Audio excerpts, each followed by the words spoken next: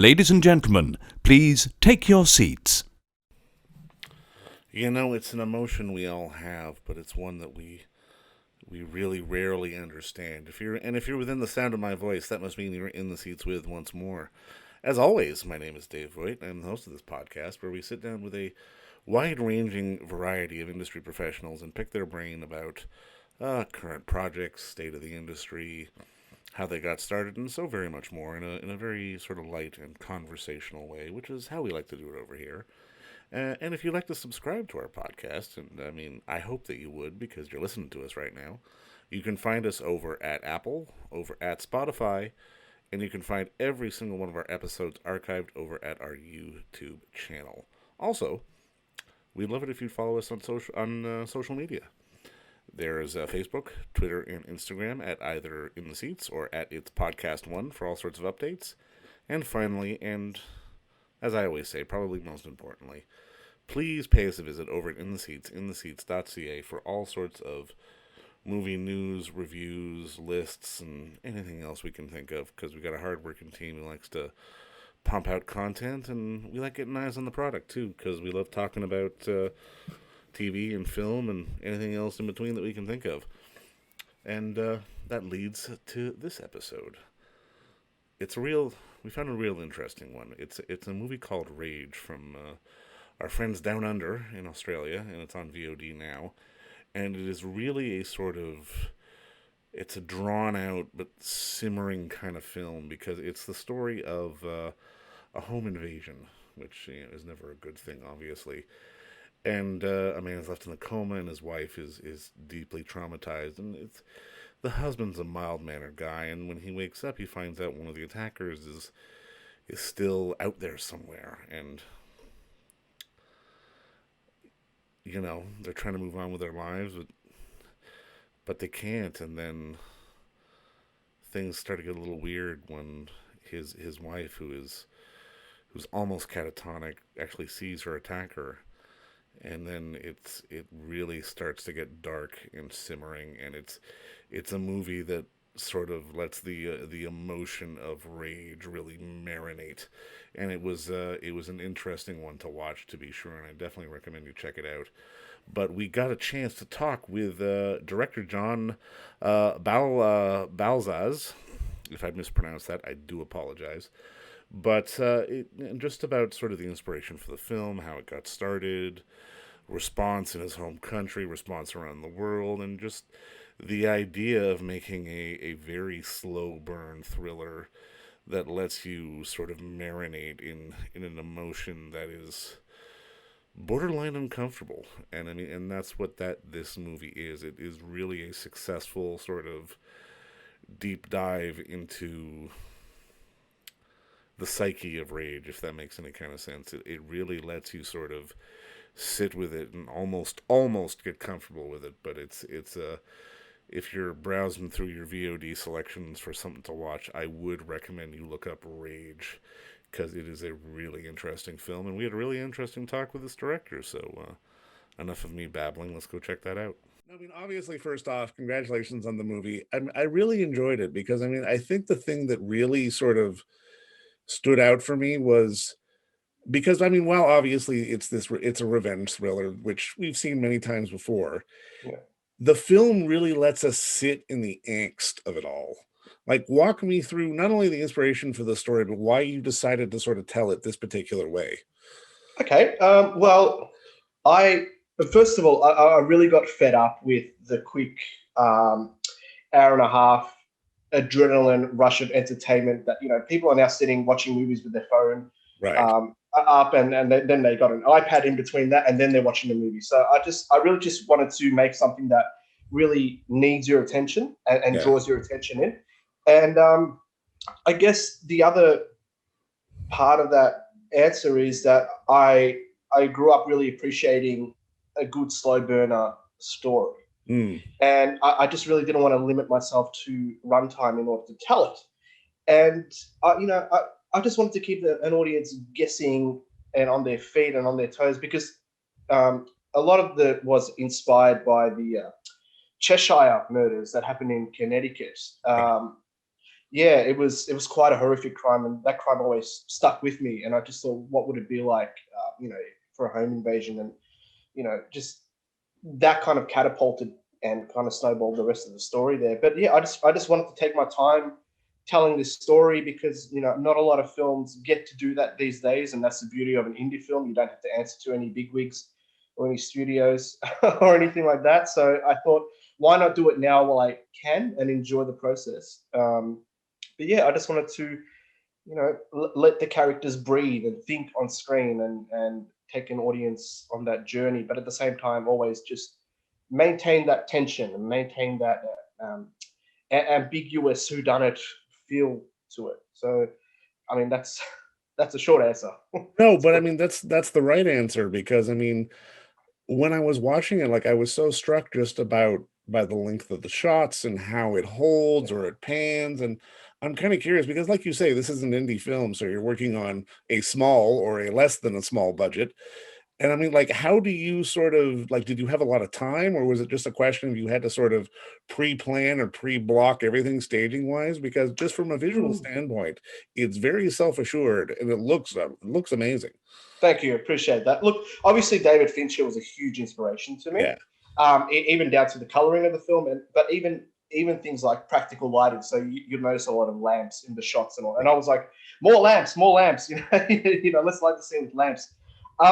Yeah, so obviously David Fincher was a very very huge inspiration to me, as well as Alfred Hitchcock. And look, it wasn't a long shoot. We shot the whole thing in 22 days. Mm, 22 days, and I guess when you say something like self-assured, I always, because as an editor, you know what you need to get on right. the set. So there's that bonus of being the director slash editor at the same time. So you know exactly what you need, and which angles to get, and which performances are good, and just how long to draw out certain certain scenes. But I'm of the old school, like, I guess, you know try to get the story told in as little shots as possible. Mm, So I'm always like, well, how can we combine three scenes into two shots? yeah. And so that was my way of thinking, and also because of the time restrictions that we had on set. We can't work past 14, 16 hours, which the majority of the days were. So it was up to me to really go, well, we can tell this scene in two shots rather than five. And as I think you'll notice that there's a lot of movement and blocking in the shots. Those were done on the day, but you only really get to know that once you arrive on location. I didn't pre-storyboard anything like that. It just hits you on the day when you arrive at the location. So I just went with the flow, really. In Does that sync. how you hold the tension in a story like this? Because I mean, I like through efficiency, just sort of keeping everyone as on point as humanly possible. Oh, you have to. You have to. A lot of the times, actors would finish a scene quite early, Right. and I think it really felt good for them, for me as a director, to come in and be like, no, you can slow down a bit. Really milk it, milk the scene. Really, like, let me see you think, let me see you interact. You don't have to rush these lines. You don't have to perform. Uh, you know, I want you to behave like the characters. Don't perform the characters. Behave like the characters. And obviously the story is about angst and trauma, and there's quiet, intimate moments between a couple that I hope no one ever has to go through. Um, you know, I want you to put yourself in that position and just be like, well, it's not always about talking. It could just be a look at someone. It could just be um, a moment that you share. And I think those type of moments are quite rare now. Um, I mean, obviously, bigger films have a lot more boxes they have to tick, but with indie films, I mean, it's a 2.5 hour Aussie drama, so every box we ticked, marketing wise, works against us. But I didn't care, because this is the story I wanted to tell, and it's quite naive of me to say that, but I just wanted to roll the dice and see what comes out of it. I'm quite How was realistic. how was the response? Because I mean, like you say, like they're like, I love how you say you let the actors sort of sit with it and let it breathe and sort of have that moment. Because on one end, while there is that moment, it also flips to the other end of the spectrum where there's these really painful and uncomfortable moments where you're still letting them do that, and it makes it hammer home that much more. Yeah. Well, um, I'm assuming we're talking about that brutal rape scene. Yes. Yeah. Um, well, let me tell you about that. It was very uncomfortable for me to shoot that. Obviously, it's a close set, Yeah. that's a given. But it was, I mean, nobody likes to see that stuff happen. Nobody likes, and as a director, it was really painful for me. But hats off to Haley. She was just a trooper. She was like, let's just do it again. Let's not make a big deal of it. And then, you know, as an actress, she gave me the comfort. So she gave me the comfort, going, you know what? If she's not making a big deal of it, I'm not going to make a big deal of it. So then that led me down to because I was still trying to figure it out the night before how I'm going to shoot that. And I was speaking to Marlene, the producer, and she's like, well, what are you trying to say with this? And I'm like, well, I want the audience there. I want the audience to experience this pain with her. So I thought, well, let's not do anything but just put the camera on the floor. Let's just not give them a chance to look away. Like that they have to be there and see this whole thing. And a lot of that came from rewatching Irreversible and how it was just a planted camera. I mean, that's a horrific scene, but at the same time, it's one of those iconic scenes where you're like, I'm so uncomfortable watching this 7-minute scene, Yeah. and the camera's not moving. You're forced to be there from that perspective. And I like the idea of forcing an audience and not giving them a choice by having all these glamorous dolly shots or crane shots of something horrific happening. I just wanted to keep it as grounded as possible. I guess philosophically and physically with the camera as well. So just keep it grounded. Don't over glorify it. There's nothing glorious about it. It is what it is, and just show it. And Yeah. that was my approach going into it. And yeah, I'm actually quite glad we did it that way. But the response to that scene, I suppose the response to the film, the Europeans really love us. We've gotten really good feedback from European reviewers, European film festivals. I guess they're a bit more open to this kind of slow burner. Right. For sure. Yeah. Yeah, but I mean, the Australians don't know what to do with us. I haven't had a good conversation with one Australian distributor. We've got some good reviews here, but yeah, as far as getting the film into the mainstream here, that's why I've retained the rights to it. But yeah, Australians don't know what to do with us. The US, I guess we're in great hands with Gravitas, so they'll do what they need to do.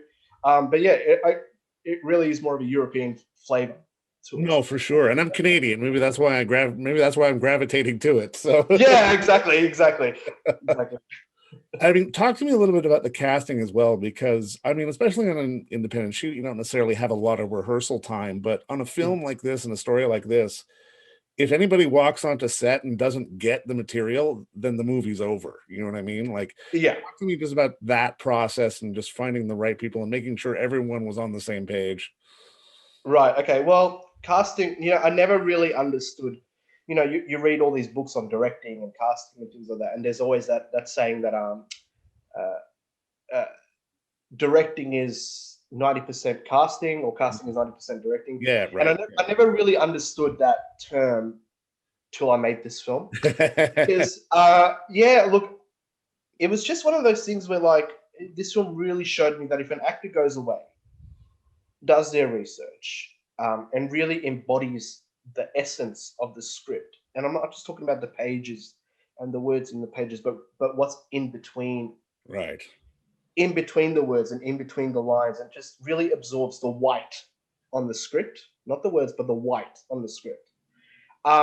Any decision they make in a scene is going to be the right decision, because it's within that realm. It's within that world. It's within the construct of the narrative. So I really didn't have to direct a lot of the actors. I let them be. I gave them a lot of freedom. Every now and then, I gently guide them back. But someone like Richard Norton, Yeah. I didn't have to do anything. He just knew it so well, and he just made my life so much easier. Haley Beveridge, she was a she worked on a few shorts of mine, but in a technical sense. And I didn't know, she was an actress until she, you know, emailed us for an audition. And I was like, okay, well, she'll come in. And she was the last person we auditioned for that role because it was a very hard role to cast. Every actress that came in, how are you with nudity? There's a rape scene in there, and a lot of people are like, ooh, how are you going to shoot it? I'm like, I don't know. I don't know. But she was the last one to come in, and we had 108 people audition for that role, and she just blew us away. She just absolutely blew us away, and it was just one of those things where with Haley, it took 2 takes, 3 takes maximum. Matt, on the other hand, the lead actor, I think because this was his first feature film, he knew he had a lot to carry on his shoulder. So I knew working with him quite early on that I'm going to start to get a performance out of him in the 7th or 8th take. Right. So the first 5 or 6 takes was more technical. Going, I'm speaking to the DOP. I'm like, hey Ben, let's just do this for lighting. Let's just do this for sound. Let's just do this for blocking. And it was around the 7th or 8th take that I'm like, all right, now I'm getting performance now. And Matt's the type of guy that you really have to get frustrated. Yeah, you really have to dig into his psyche and make him feel like he's doing something wrong and almost act disappointed on set. But at the same time, you don't want to tell him that, hey, you're giving me gold right now. You're actually giving me a really, really good performance. So, I started messing with him, by the end of it, I'm like, I remember once, John, it's been 17 takes. Like, what am I doing wrong? And I just turned to him, I'm like, you're wasting everyone's time. And the look on his face, he just dropped. And I've never seen a guy so heartbroken. But I turned to Marlene. Yeah, I know. I turned to Marlene. I'm like, we already got the shot. I'm just seeing what I can get out of him now. And it was that last take that I used in the edit. Right. So I like to really just push the right people. I mean, I'd never do that. Richard, well, of course, yeah. Buddy Goldsmith, but the right people, I want to see what I can get out of them. And it's normally when you push them to that brink, that you get the best out of them. For sure. But everyone else is really fantastic, and it was just a lot of local casting calls on forums and websites and things like that. And we took casting very seriously. We knew that we're not going to get someone of the caliber, and I'm not trying to insult anyone here, but we knew that we're not going to get anyone of the caliber that will be able to sell to Paramount or Sony Pictures. Right, yeah. Like, we went in there with an indie film, an indie feeling, and I think a lot of the cast that we got on board, and again I go back to Richard Norton, I think he really enjoyed the fact that it was an indie spirit. It was like a little family that we all got together to cast and crew. So yeah, casts were great, honestly, and without them, you're nobody without your cast and crew. For sure. So, I really lucked out there. Everyone. Excellent. Yeah. Now, thinking back to your younger years, and this is something I always like to ask, is there like a movie or maybe a moment in your life that was sort of the pivot where you knew, like, okay, I got to be a filmmaker, I got to be a storyteller? Yes, I remember the day, actually. Tell me. Yeah, I remember the day. So it was it was 1998. All right. And I went to my video store. Now, for your listeners, a video store was where you used to go to rent VHS tapes, okay? And then you had to rewind them and return them, okay? I remember those places fondly. Me too. So I saw this cover, this black and white Japanese cover, and it was Toshiro Mifune in a rain, and it was Seven Samurai. And I watched Seven Samurai for the first time, and I'm like, what the hell was that? Oh my goodness. What the hell? And mind you, I was early teens. Like, I shouldn't be appreciating that kind of stuff, but I grew up, my journey is no different to any other filmmaker. I mean, I grew up, in Budapest watching American Ninja with my uncle when I was 6, so I've always been interested in it. But Seven Samurai was the turning point for me, where I was like, my God, I've just witnessed something completely special. I knew that I was having a special experience watching it, even then. And I was like, I want to do that. I want to be able to do what Kurosawa, and I knew, later on as you grow up, you're like, there'll never be another Kurosawa. But by him inspiring you, there could be a you in the future, and just watching Seven Samurai, and then that led me down the path to understanding film and not just watching it, right? And researching it, right? And then the other moment for me was, I guess, the day before I left for a trip for Europe. And it was 1999. And I remember because Stanley Kubrick had passed away in May of that year. And I was heading over to Europe in June, I think. And Clockwork Orange got declassified and it was coming out on VHS. Nice. Now, every film book I'd read, I'd see, the picture of Alexander Delage and all these guys in black hats and white outfits, and I'm like, why is this film banned? Like, I want to know why this film is banned. And I remember the video store finally got a VHS copy of it, and the day I was about to depart, so I needed to depart at 5 p.m. for my flight, and I was watching Clockwork Orange that morning because I went to the video shop and I got Clockwork Orange, and I'm like, right, this is Stanley Kubrick. This is Stanley Kubrick, and that film completely blew me away. I didn't know what I saw. I didn't know what the hell Clockwork Orange was, or what I just witnessed. But for the next 3 months while I was in Europe, I could not stop thinking about it. I could not stop thinking about Beethoven. I could not stop thinking about every piece of essence of that film. Yeah. And when I came back, I took it more serious. I started, just understanding the theory of film, and the people that really laid the foundation and the road for future filmmakers to study them and understand what can be accomplished with narrative on screen. So I think those two really just opened my eyes. Those two experiences. And I think that's why I really enjoy this film, because I mean, it's a film that really puts on display that it's made by a team that understands film. And Yeah. that may not work for everybody, but for the people it does work for, it hits like gangbusters. And it's a really great film. And I just want to say thank you again for the time, and congratulations again on the film, man. This was fun. No worries. Thank you so much. I really appreciate it. Thank you. All right. Cheers, man. And don't forget to visit our friends over at Bay Street Video for all your DVD, Blu-ray rental, or purchasing needs this summer, as they are still open for curbside and some mailing delivery as well.